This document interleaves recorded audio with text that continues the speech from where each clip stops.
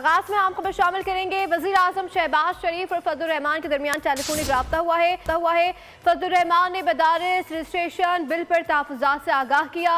वजीर आजम के बिल पर तमाम तहफ़्फ़ुज़ात दूर करने की यकीन दहानी अपडेट कर रहे हैं। फजल रहमान ने मदारिस रजिस्ट्रेशन बिल पर तहफ़्फ़ुज़ात से आगाह किया है और वजीर आजम शहबाज शरीफ और फजल रहमान के दरमियान टेलीफोनिक राब्ता हुआ है। डिप्टी ब्यूरो चीफ अली शेर से मज़ीद जानते हैं। जी अली शेर, इस गुफ्तगू का अहवाल बताइएगा।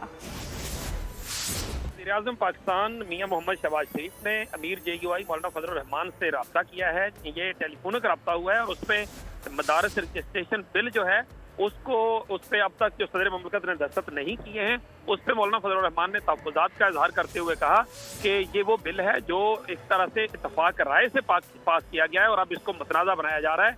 43 डेज गुजर चुके हैं और इस बिल पे दस्तखत नहीं हुए हैं। इस पे वज़ीर-ए-आज़म शहबाज शरीफ ने मौलाना फजल रहमान को यकीन दहानी कराई है कि वो जल्द अज जल्द पार्लियामेंट का इजलास बुलाएंगे और उस इजलास में बुला के इस बिल को जो कुछ कमियां थी या कुछ चीज़ें दूर करने की ज़रूरत थी सुकम उनको दूर करके इसको मंजूर कराने की पूरी कोशिश करेंगे। तो इस तरह मौलाना फजल रहमान को यकीन दहानी कराएगी। ताहम मौलाना फजल रहमान ने 8 दिसंबर को पेशावर में होने वाला जो जलसा है उसमें एक तरह से डेडलाइन दे रखी है कि अगर बिल पर दस्तखत ना किया गया तो वो इस्लामाबाद की तरफ मार्च कर सकते हैं। इस मार्च की धमकी की वजह से बिलावल भुट्टो जरदारी को मौलाना फजल रहमान से मुलाकात